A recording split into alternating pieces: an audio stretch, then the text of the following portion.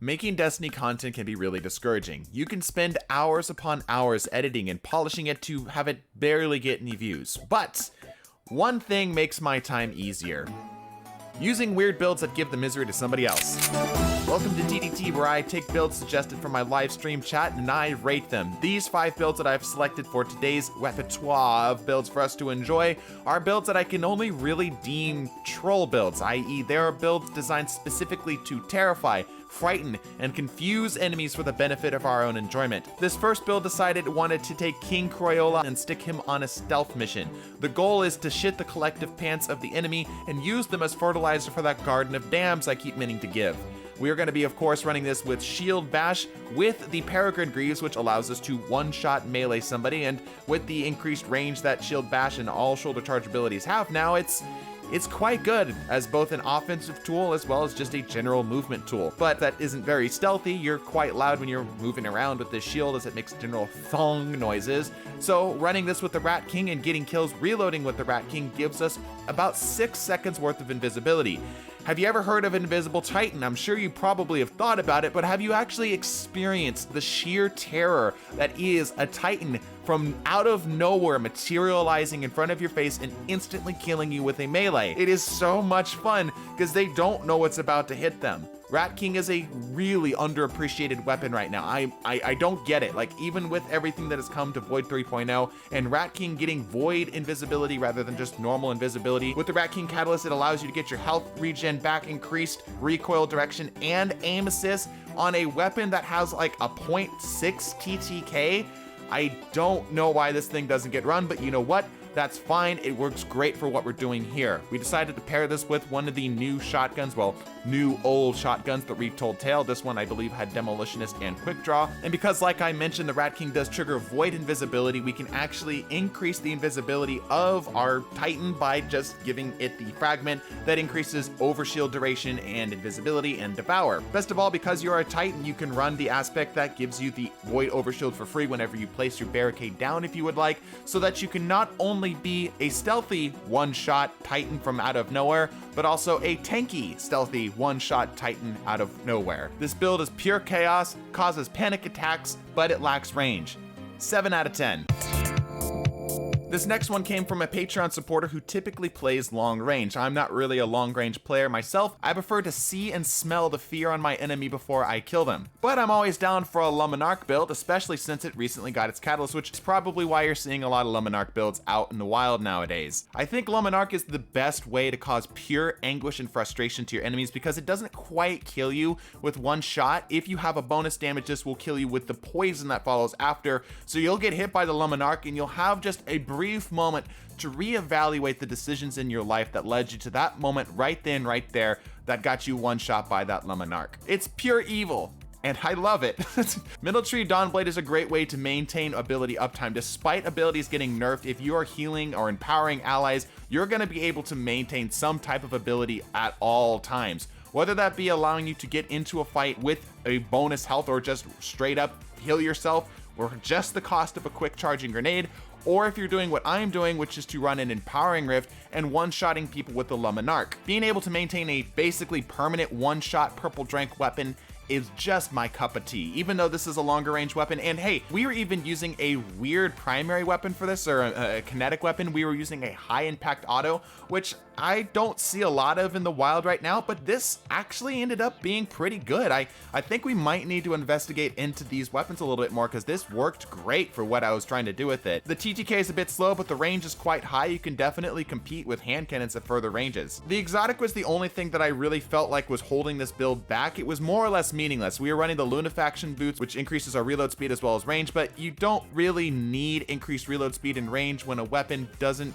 really interact with the range stat that much, specifically the monarque.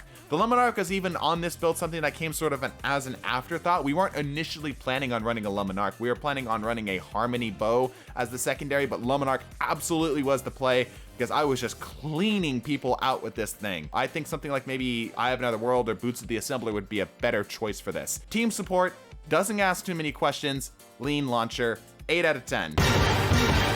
If you're enjoying these builds in this video so far, make sure to subscribe or else I will show up at your house with the number 2 pencil, a ceiling fan, and a pallet of duct tape and no further explanation. Thank you. Thorn is a fantastic weapon. Grenade launchers are underappreciated. In combination with one another, you're able to get your Thorn's perk to proc the Soul Devourer from the initial damage of your grenade, leading into the Thorn surprisingly often. The game that we're actually playing this build in came down to something I only think like maybe 1 to 2% of players have ever seen in their lifetime, but it's better experienced rather than me telling you. Void, buddy. Use your help. Person, huh? Got him. I knew he was gonna come around for that. E build. Got it. Damn, we're down by about like 25. If we can get the blues on board, we might be able to bring this back. Okay, trade. That's fine. 2 for 1, 2 for 1, 2 for 1. We'll take that. We'll take that. That is A-okay in my book. Those are positive trades. We want to get C flag, in fact. Yes. Take that. Take that. He's tagging. He's burning. He's feeling the heat.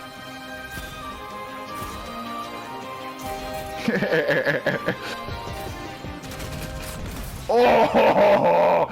Get out of my face, son! Yep. Accent was gonna get him. One way or the other, he was going down. Okay, they're spawning up at A. Yes! Yes! Okay, we're good. Void buddy going down. Really? Okay, he's playing it safe. Oh, he went around, that's why. Oh! See ya, nerd! There's a dude over here. Oh, he's dead. We got him! We're popping off! Let's go!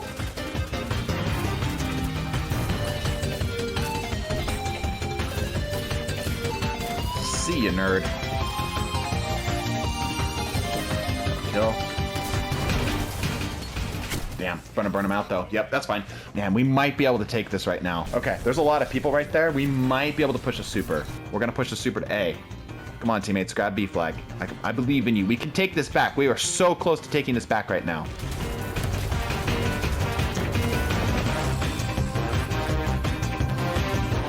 What is this guy doing?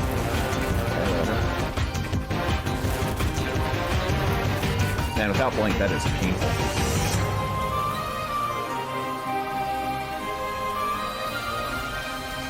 Damn. I needed the poison from the kill on that other guy to get him.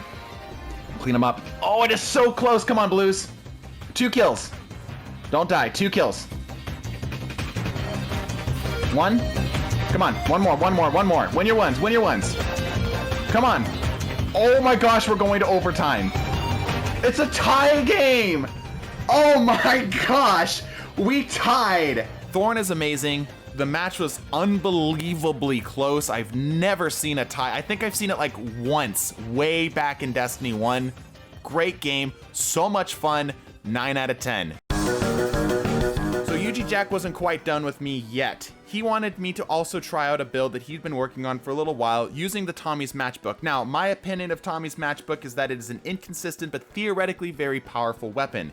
But in this particular game, I learned how to use Tommy's Matchbook. Try playing it more aggressively. Don't use it like your traditional auto rifle. You're trying to like sit there and damage somebody and hold their corner. No, use that thing like, ironically, what the Tommy's Matchbook was initially named after, the Thompson submachine gun, and use it aggressively. Get in people's faces. People will, I'm sure, tell you that the Tommy's Matchbook has perfect hipfire accuracy, and I think I understand why Bungie did that and really didn't tell anybody, because they want you to use this gun aggressively. It has an increased magazine size, so you can continuously engage on multiple targets, or proc, of course, that burn effect without having to slow yourself down and reload. We are again running this on the middle tree Dawnblade to keep our health up, so that we can kind of negate the Tommy's downside, as well as being able to get some damage bonuses from our Empowering Rift. I was pairing this with a Wastelander shotgun, which worked great, because sometimes I would get into situations that are just a bit too close for me, and the shotgun really helped round out the rest of the build. Really lean into that healing and damage bonus, and you'll see a lot of success. This build was running Verity's Brow, which I don't think was a super synergistic choice. It did work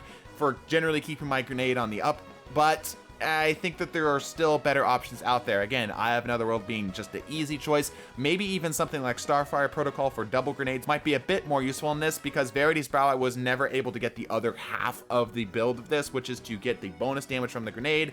Never really happened. This build also suffered from the similar King Crayola issue of not having a whole lot of range. But I'm pretty excited for how Solar 3.0 will end up coming, because I can guarantee you that Healing Grenades and Icarus Dash are going to be two separate fragments, and running those two together for this type of build specifically is going to be incredibly good. Strong build, great at debating opponents. Tommy's is stronger than I anticipated. 7 out of 10.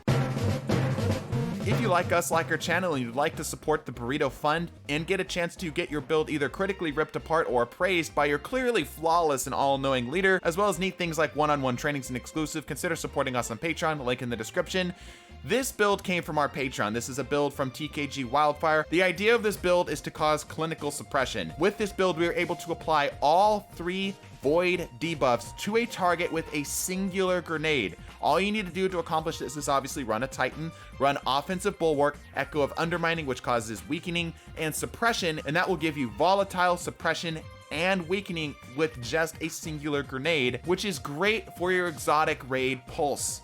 If I had one, but if you're like me and you haven't been blessed with good enough RNG to get one yourself, run Traveler's Chosen, not only because, again, like the Rat King, is a great archetype allowing you to get like a 0.6 TTK and pretty good ranges to shutting down shotgun aggressors, but if you do get a kill, you are able to spam abilities more frequently when you use the alternate fire after a kill. For my secondary weapon, I was running a Demolitionist BXR battle rifle, which was alright. I think I would probably prefer something like maybe a sniper rifle or maybe even a longer range fusion rifle for a bit more shutdown tools, as this helped round out the build, but I felt like I was still lacking a particular edge. In order to cause twice the amount of clinical suppression, we also are running the Armamentarium for double the suppression grenades. I was hoping I could get a few more games of actually getting this on targets, and when it did happen, they were basically immediately dead, but even if that was the case, it was pretty fun. Leave a build below for your chance to be featured, but make sure you're subbed or you will suffer 3 ingrown toenails. Bless your faces and deuces.